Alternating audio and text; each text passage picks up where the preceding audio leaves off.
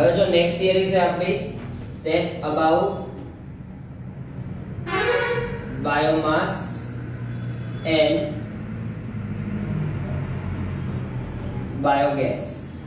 હવે પહેલી વસ્તુ biomass biogas it means that કે અહીંયા જે વર્ડ યુઝ કરેલો છે that bio, so that bio word is known as for the biologically process. બરોબર, તો જે બાયો વર્ડ યુઝ કર્યો છે that બાયો વર્ડ એ શેના માટે યુઝ થયો છે for the biological process. Biologically process નો મીનિંગ થાય કે તમારી પાસે જે કોઈ પણ ડિગ્રેડેબલ વેસ્ટ છે, આપણે ઓલરેડી 15 માં ચેપ્ટરમાં ચેક કર્યું હતું કે there are two type of waste, એક બાયોડિગ્રેડેબલ છે, એક નોન બાયોડિગ્રેડેબલ છે. તો બાયોડિગ્રેડેબલ અને નોન બાયોડિગ્રેડેબલ છે એની અંદર મેઇનલી યાદ રાખવાનું કે બાયોડિગ્રેડેબલ છે એટલે કે જે ડિકમ્પોઝ થઈ જાય છે by the biologically process, and non biodegradable it means કે જે by the biological process degrade નથી થતો એને શું કહેવાય, તો નોન બાયોડિગ્રેડેબલ. તો અહીંયા બાયોમાસ અને બાયોગેસ છે આપણે જોઈતું હોય તો એ શેમાંથી મળે છે, તો જે બાયોડિગ્રેડેબલ વેસ્ટ છે એ બધા જ વેસ્ટને કલેક્ટ કરવામાં આવે, એના ઉપર પછી કઈ પ્રોસેસ થાય, બાયોલોજિકલ પ્રોસેસ થાય, અને બાયોલોજિકલી પ્રોસેસ થ્રુ આપણને શું મળે છે, તો કોઈ ગેસ છે એ જનરેટ થયેલો જોવા મળે છે. તો એ આખી ટર્મ તમને અહીંયા સમજાવેલી છે. બરાબર, ચેક કરો page number 246 that 14.2.4. First of all biomass છે એ સમજીએ પહેલા એની ઉપર એક હેડલાઇન આપી છે, ચેક કરો. that improvement in the technology for using the conventional source of energy. તો આપણે કન્વેન્શનલ સોર્સ ઓફ એનર્જી છે એટલે કે જે પરંપરાગત રીતે આપણને સ્ત્રોતો મળેલા છે તે બધાને યુઝ કરીએ છીએ એનર્જીનો, એની કમ્પેરમાં આપણે એવી કઈ ટેકનોલોજી છે જેનો ઇમ્પ્રુવમેન્ટ કરીને એને વધારે ને વધારે યુઝ કરી શકાય. બરાબર, એમાં ફર્સ્ટ ઓફ ઓલ છે biomass. We mentioned earlier that wood has been used as a fuel for a long time. આપણે પહેલા વાત કરેલી જ્યારે સ્ટાર્ટિંગ કર્યું તો આ ચેપ્ટરનું ત્યારે કે વુડ છે એ વુડનો આપણે સૌથી વધારે યુઝ કરેલો હતો ફોર ધ ફ્યુલ, એટલે કે જે આપણે ફૂડ મેકિંગ કરતા હતા એમાં સૌથી વધારે લાકડાઓનો યુઝ કરેલો છે. If we can ensure that enough trees are planted, a continuous supply of firewood can be assured. એટલે કે જો તમે આજે તો એક ટ્રીને કાપ્યું છે તો એની જગ્યાએ સામે બીજું ટ્રી તમે ગ્રો અપ કરતા હો તો તમને કન્ટિન્યુઅસલી એમાંથી શું મળતું રહેશે, તો એ ફાયરવુડ છે, ફાયરવુડ કન્ટિન્યુઅસલી મળતું રહેશે. એવું નહીં કે ખાલી તમે ટ્રીઝ ને કટ કરો છો બીજા વાવતા જ નથી. જો બીજા વાવશો તો તમને કન્ટિન્યુઅસલી મળશે, જો બીજા વાવશો જ નહીં તો એ કન્ટિન્યુઅસલી મળશે નહીં. You must also be familiar with the use of cow dung cakes as a fuel. Cow dung cake એટલે કે આપણી બર્થડે કેક આવે ને એ કેક નહીં, કાઉ ડંગ એટલે કે નોર્મલી તમે જોયા હોય તો આપડા 80 ફીટ રોડ ઉપર પણ ઓલા છાણાઓ હોય છે. છાણાઓ ઇટ મીન્સ ગાય અથવા તો કોઈ ભેંસ છે એનું ગોબર હોય ને એટલે હાથેથી દીવાલ ઉપર કે રોડ ઉપર લગાવેલા હોય છે. તો એ જે ગોબરનો જે આખો છાણું બનાવેલું છે એનો પણ એઝ અ ફ્યુલ છે એ યુઝ થાય છે. Given the large livestock population in India, this can also assure use a steady source of fuel. જો આ બધા સોર્સ નો યુઝ કરીએ તો સ્ટેડી સોર્સ થઈ જાય, કારણ કે આપણું પોપ્યુલેશન જેટલું બધું વધારે છે, કોઈ વ્યક્તિ એક ટ્રીને કટ કરતું હોય અને એ જગ્યાએ બીજું ટ્રી ગ્રો અપ કરે તો એમાંથી આપણને કન્ટિન્યુઅસલી ફાયરવુડ મળે છે. એનો મીનિંગ કે એ ઓલ ઓવર ધ ઇન્ડિયા માટે જેટલું વુડ આપણે કલેક્ટ કરીએ એટલું જ વુડ સામે નવું પ્રોડ્યુસ કરી શકીએ. સેમ ટુ સેમ જે કાઉડંગમાંથી કેક ને બધું જે ફોર્મ થયું હતું એ બધાનો પણ આપણે શેના તરીકે યુઝ કરી શકીએ, તો એ બધા જે વેસ્ટેજ છે એનું કલેક્શન કરીને એમાંથી પણ આપણે ફ્યુલ છે એને જનરેટ કરી શકીએ છીએ. Since these fuels are plant and animal product, આવડિયા બંને, જો ફાયરવુડ હોય તો પ્લાન્ટની પ્રોડક્ટ છે, if cow dung cake છે તો એ એનિમલ પ્રોડક્ટ છે.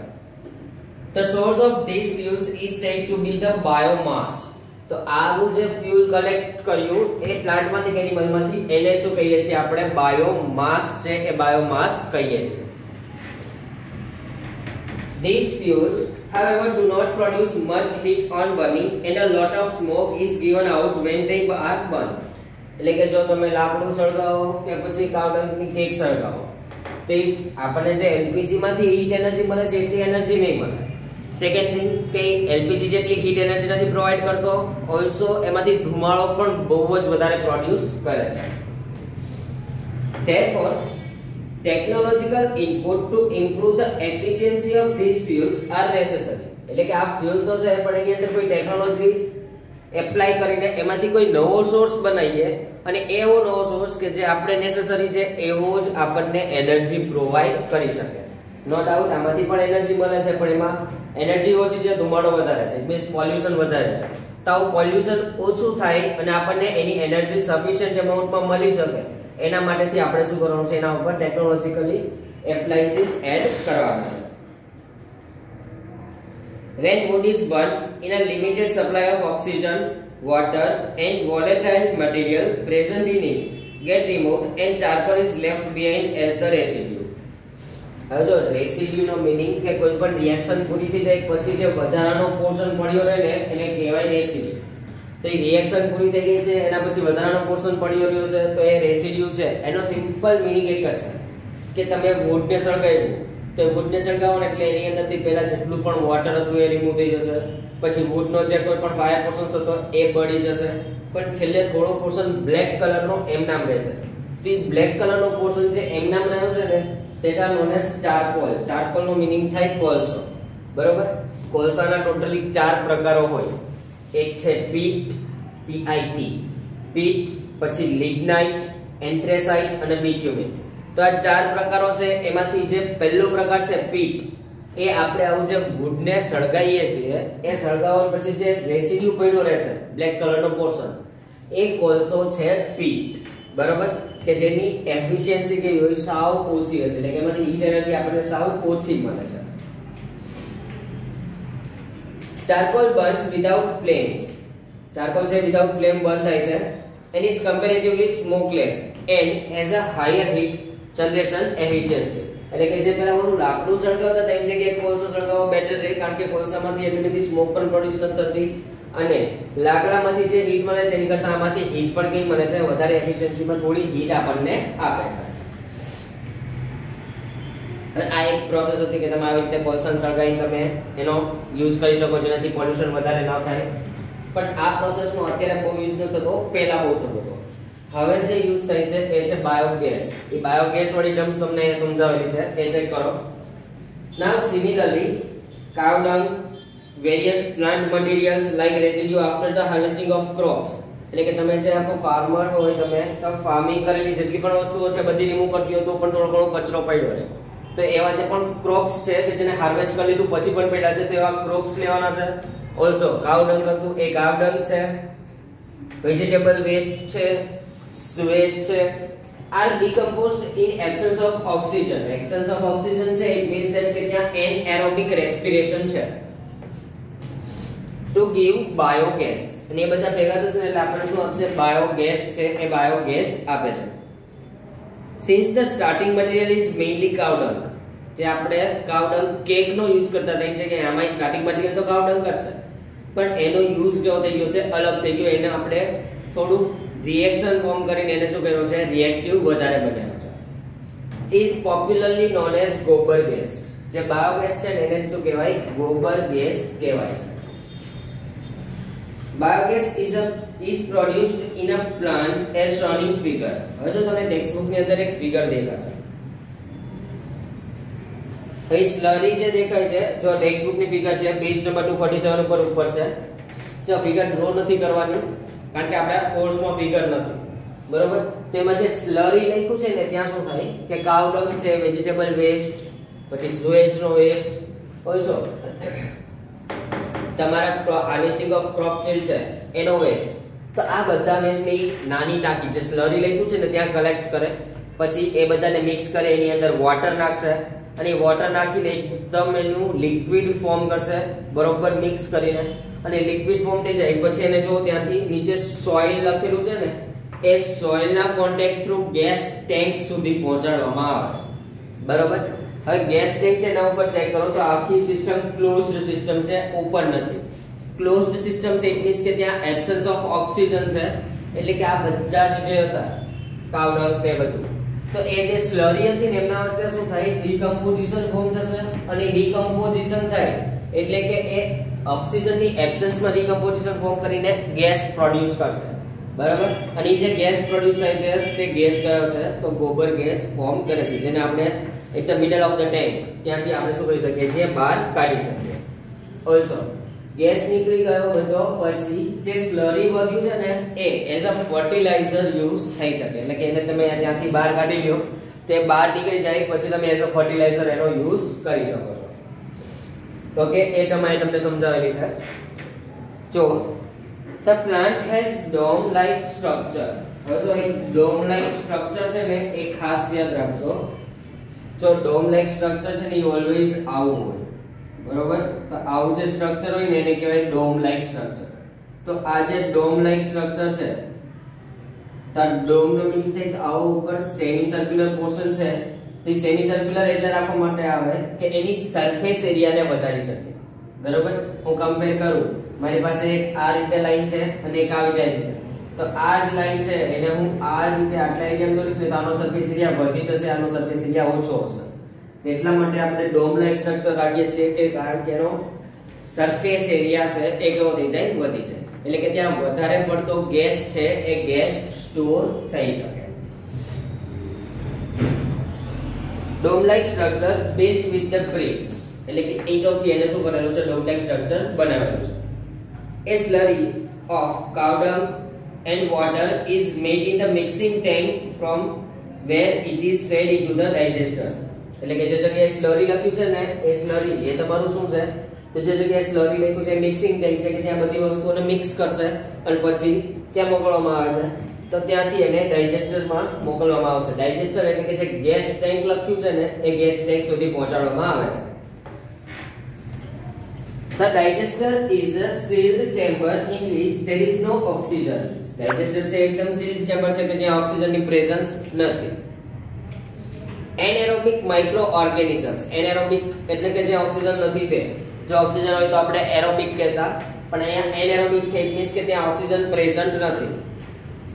તો anaerobic microorganisms that do not require oxygen decompose or break down complex compounds of cow dung slurry. એટલે કે anaerobic microorganisms છે ને એને તો ઓક્સિજનની જરૂર નથી, એ તો શું કરશે કે તમે જે સ્લરી નાખી છે ને એને તરત જ ડિકમ્પોઝિશન કરવાનું સ્ટાર્ટ કરી આપશે.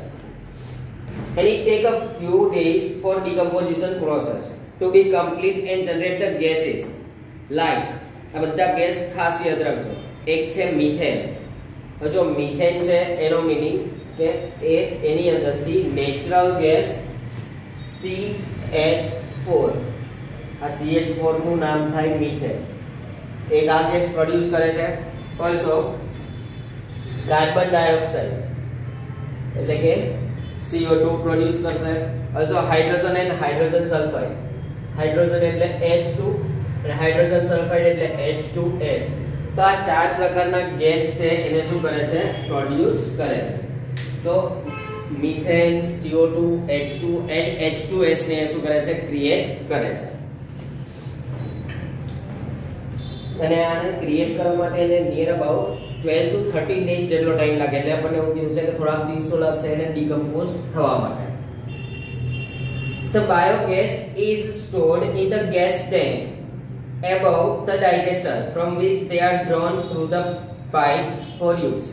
તમને દેખાશે કે આવું છે ડોમ લાઈક સ્ટ્રક્ચર છે ને એમાં નીચે સ્લરી છે, તો એ સ્લરીનું ડીકમ્પોઝિશન થયું એટલે એના ઉપર ગેસ આવશે, એટલે કે આ બધા પોર્શનમાં ગેસ હશે અને આ ગેસ જે હશે એને અહીંયા ઉપર પાઇપ થ્રુ આપણે બીજી જગ્યાએ લઈને એનો યુઝ કરી શકીએ. જો મિથેન છે ને એ મિથેન સૌથી વધારે એઝ અ ફ્યુઅલ યુઝ થાય છે, બરાબર. Biogas is an excellent fuel as it contains up to 75% of methane. એટલે કે તમે જે આવું સ્ટ્રક્ચર બનાવ્યું છે એની અંદર ગેસ પ્રોડ્યુસ કર્યો, તેમાં ગેસ જે ચાર પ્રોડ્યુસ થયા છે એમાં પણ મેઇનલી કયો ગેસ ક્રિએટ થાય છે તો મિથેન, અને કેટલા પર્સન્ટ છે તો એના 75% છે. It burns without smoke, એટલે કે તમારો જે મિથેન છે એ સ્મોક ક્રિએટ કર્યા વગર શું થાય છે, બર્ન થાય છે. Leaves no residue like ash in wood, એટલે તમે wood ની અંદર કોઈ એશ હોય તો એને એવું ન કહી શકો કે એશ છે એનું રેસિડ્યુ છે. તો સેમ ટુ સેમ મિથેન છે એ પણ કેવો છે કે બર્નિંગ કરે છે, સ્મોક પ્રોડ્યુસ નથી કરતો અને એના રેસિડ્યુઝ પણ મળતા નથી. Wood, charcoal and coal burning એટલે કે આપણે જે વુડને સળગાવો ત્યારે ચારકોલ એ મળે છે, કોલ બર્નિંગ એ થાય છે, ધુમાડો નીકળે છે, તો એ બધા કરતા આવું કેવું થઈ જાય છે, બેટર થાય છે. Its heating capacity is high. Methane છે એની heating capacity wood or cow dung કે ઓલ્સો જે કોલ છે, ચારકોલ છે, આ ત્રણેય કરતા કેવી છે, બહુ જ વધારે છે. Biogas is also used four lighting. Lighting એટલે કે કોઈ પણ વસ્તુ સળગાવવા માટે. તમારે ફૂડ બનાવવું હોય ને તો આપણે ઘરે એલપીજી યુઝ કરો છો, તો એ એલપીજી ની જગ્યાએ તમે બાયોગેસનો પણ યુઝ કરી શકો, કારણ કે બંનેની હીટિંગ કેપેસિટી કેવી હોય છે, ઇક્વલ જેવી જ હોય છે. The slurry left behind is removed periodically and used as an excellent manure rich in nitrogen and phosphorus. એટલે કે તમારા જે નીચે સ્લરી હતું, આ સ્લરીમાંથી ગેસ તો બધો નીકળી ગયો, પણ જે પાછળ લેફ્ટેડ સ્લરી છે એની અંદર મેઇનલી નાઇટ્રોજન અને ફોસ્ફરસ હોય, તો આને તમે જો એઝ અ ફર્ટિલાઇઝર તમે યુઝ કરો તો સૌથી વધારે તમને નાઇટ્રોજન અને ફોસ્ફરસ વાળું ફર્ટિલાઇઝર મળી જાય. હાલની કન્ડિશનમાં ઓર્ગેનિકલી નાઇટ્રોજન અને ફોસ્ફરસના જ ફર્ટિલાઇઝર્સને આપણે યુઝ કરીએ છીએ, તો એ યુઝ કરીએ છીએ એની કરતાં આપણને જે નેચરલી મળશે એ તમારી સોઇલને ડેમેજ નહીં કરે.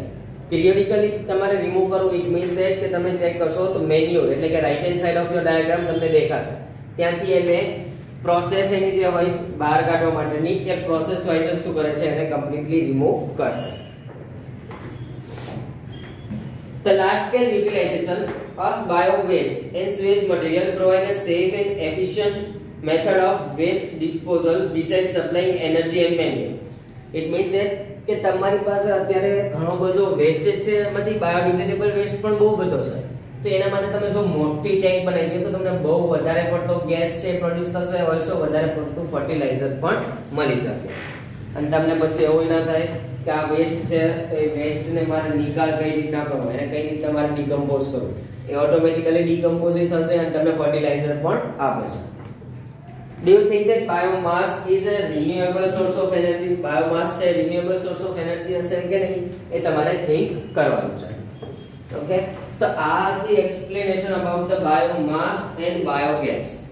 હવે આના પછી બીજી થિયરી છે that wind energy. બરોબર, તો જો આ wind energy છે ને એના માટે તમારે થોડી ટર્મ્સ યાદ રાખવી પડશે. તો પહેલા તેનો ક્વેશ્ચન છે એ રીતે પૂછાય છે, write a short note on wind energy. એટલે શોર્ટ નોટ લખવાની છે, એટલે કે આપણે જે આપ્યું છે એ લખવાનું થશે, પણ એ વિન્ડ એનર્જી કઈ છે કે તમે પવન ચક્કીઓને સેટ કરો કે જ્યાંથી આપણને સૌથી વધારે ઇલેક્ટ્રિસિટી મળી શકે, અથવા તો વિન્ડ એનર્જીનો યુઝ કરીને આપણે ઇલેક્ટ્રિકલ એનર્જીમાં કનેક્ટ કરવાની છે. હવે જો wind energy we saw in class 9 how unequal heating of the land mass and water bodies by the solar radiation generate air movement and cause winds to blow. 9th ની અંદર તમે એવું શીખેલા છો કે wind છે એ કઈ રીતના જનરેટ થાય છે. ચેપ્ટર નંબર 14 જ હતું 9th માં પણ, અને ત્યાં એવું કીધું હતું the movement of air wind theory આવતી.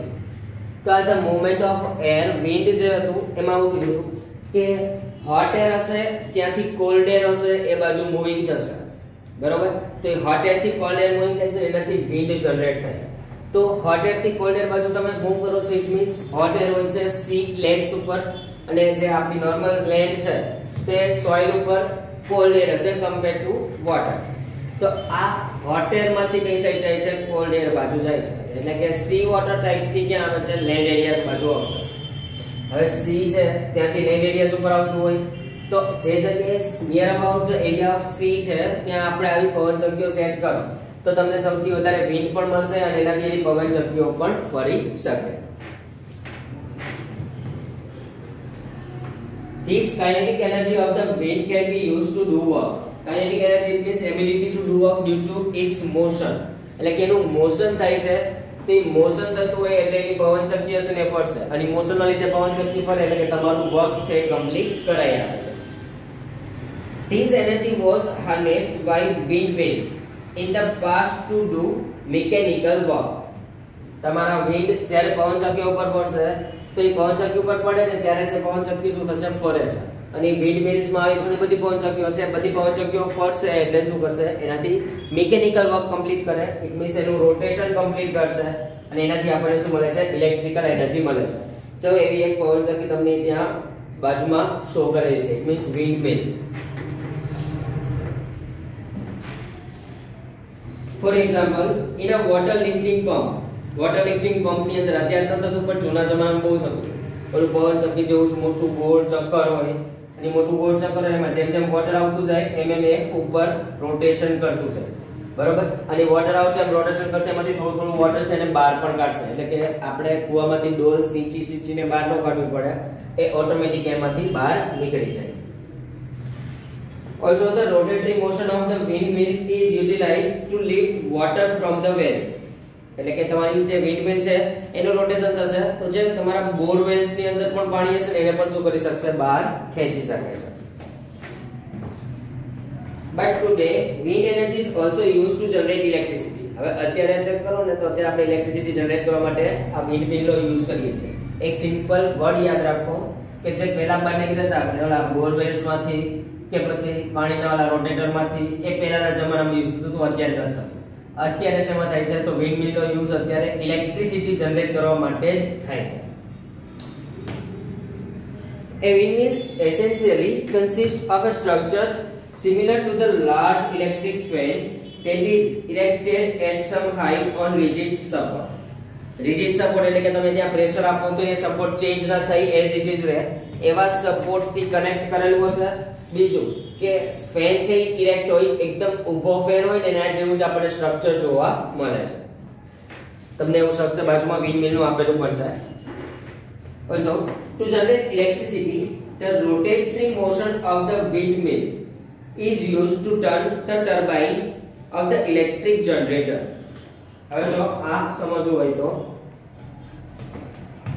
સપોઝ આ એક રિજિડ સપોર્ટ છે કે જ્યાં વિન્ડમિલ માટે તમે શો કર્યું છે આ એનો એક તો સેન્ટર પોઈન્ટ છે તો આ રીતે એ વિન્ડમિલ છે એની પવનચક્કી સેટ થયેલી છે પણ આનું પાછળનું પોર્શન શું છે એ નથી ખબર આપણે આગળથી જ જોઈએ છે તો એના પાછળના ભાગમાં આ રીતે હોય છે વિન્ડમિલ અહીંયા એના સપોર્ટથી સેન્ટર પોઈન્ટ હોય અને અહીંયાથી આ રીતે એના ફેન્સ સેટઅપ થયેલા હોય બરાબર એટલે કે આપણને આખી વિન્ડમિલ છે એનો જે વચ્ચેની બ્લેડ છે ને એ આવી જોવા મળે અહીંયા અંદર પણ રાખેલું હોય છે તે ટર્બાઇન ફિક્સ કરેલું હોય બરાબર હવે અહીંયા અંદર ટર્બાઇન ફિક્સ કરેલું છે આના પાછળના પોર્શનમાં તે ટર્બાઇન છે જ્યારે આ બ્લેડ ફરશે ત્યારે ટર્બાઇન પણ ફરશે અને ટર્બાઇન ફરશે એટલે કે આને કનેક્ટ કર્યું હશે સીધું એના નીચે એક જનરેટર જોડે તો એ જનરેટર જોડે કનેક્ટ કર્યું હશે એમાં શું થશે એનર્જી બધી સ્ટોર થાય છે ઇટ મીન્સ કે તમારી વિન્ડમિલ નું રોટેશન થયું તો તમારા ટર્બાઇન નું રોટેશન થશે ટર્બાઇન નું રોટેશન થયું એટલે શું આપશે આપણને ઇલેક્ટ્રિસિટી જનરેટ કરીને આપશે The output of a single windmill is quite small એટલે કે તમારી એક જ વિન્ડમિલ છે તો તમારી પાસે એમાંથી જે પણ એનર્જી પ્રોડ્યુસ થશે ને એ હશે એકદમ સ્મોલ અમાઉન્ટ હશે સાવ ઓછી હશે and cannot be used for the commercial purpose હવે એક જ વિન્ડમિલ છે તો એનાથી તમે નો ડાઉટ તમને ઇલેક્ટ્રિસિટી મળે છે પણ એ સ્મોલ છે અને ડોમેસ્ટિક પર્પસ ઉપર આપણે યુઝ નથી કરી શકતા therefore a number of windmills are erected over a large area એટલા માટે એક જ પવનચક્કી સેટ નહીં કરવાની કરતા બહુ વધારે પડતી પવનચક્કીઓને સેટ કરવાની also therefore a number of windmills are erected over a large area which is known as wind energy farm તો એ જે ફાર્મ ક્રિએટ થશે એકની જગ્યાએ 15 20 25 જેટલી તમે વિન્ડમિલ છે એને ક્રિએટ કરી છે તો એ જેટલો પણ લેન્ડ એરિયામાં તમે ક્રિએટ કરી છે ને એને શું કહેવાય તો વિન્ડમિલ ફાર્મ તો wind energy farm the energy output of each windmill in a farm is coupled together get electricity on a commercial scale એટલે કે તમારી આખા વિન્ડ એનર્જી ફાર્મમાંથી બધાની એનર્જી જેટલી કલેક્ટ થશે એ એનર્જી કલેક્ટ થયેલી હશે ને એનો તમે ફર્ધર યુઝ કરી શકશો for the domestic purpose now on your page number 248 wind energy is an environment friendly and efficient source of renewable energy હવે જો એક તો એન્વાયરમેન્ટ ફ્રેન્ડલી છે નોર્મલ છે આમાંથી કોઈ પોલ્યુશન તો ક્રિએટ નથી થવાનું ખાલી રોટેશન થાય છે સેકન્ડ કે એ રિન્યુએબલ સોર્સ છે, પવન તમારો કન્ટિન્યુઅસલી ચાલુ જ રહેશે, જ્યાં સુધી પવન હશે ત્યાં સુધી પવન ચક્કી ફરશે, એટલે એ રિન્યુએબલ સોર્સ ઓફ એનર્જી છે. It requires no recurring expenses for the production of electricity. Electricity produce કરવા માટે એમાં કોઈ વધારે પડતા એક્સપેન્સીસ નહીં થાય, કારણ કે પોતે વિન્ડમિલ નો જેટલો એક્સપેન્સ થઈ ગયેલો છે. But there are many limitations in harnessing wind energy. હવે તો વિન્ડ એનર્જી નું ફાર્મ આખું ક્રિએટ કરો છો તો એમાં માટે ઘણી બધી લિમિટેશન થશે.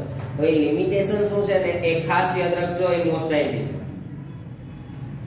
Firstly, wind energy farm can be established only at those places where wind blows for a greater part of a year. એટલે કે throughout the year સૌથી વધારે એનર્જી તમારે પ્રોડ્યુસ કરવી હોય તો વિન્ડ મિલ્સ છે એને ક્યાં સેટઅપ કરવી પડશે કે થ્રુઆઉટ ધ યર જે જગ્યાએ સૌથી વધારે પવન બ્લો થતો હશે, વિન્ડ્સ બ્લો થતી હશે, એ જગ્યાએ તમે પવન ચક્કીઓને સેટ કરી શકો. ઓલ્સો એની સ્પીડ પણ ફિક્સ હોવી જોઈએ. that wind speed should be also be higher than 15 km/h. so 15 km/h હશે તો જ આ પવન ચક્કીની બ્લેડ છે રોટેટ થશે, બાકી રોટેટ નહીં થાય. Maintain the required speed of the turbine. તો એટલી 15 km/h જેટલી સ્પીડ આપશો તો જે ટર્બાઇન ફરશે, ટર્બાઇન ફર્યું તો જ ઇલેક્ટ્રિસિટી મળશે. Furthermore, there should be some backup facilities like storage cells to take care of the energy need during a period when there is no wind. હવે બેકઅપ પ્લાન હોવો જોઈએ.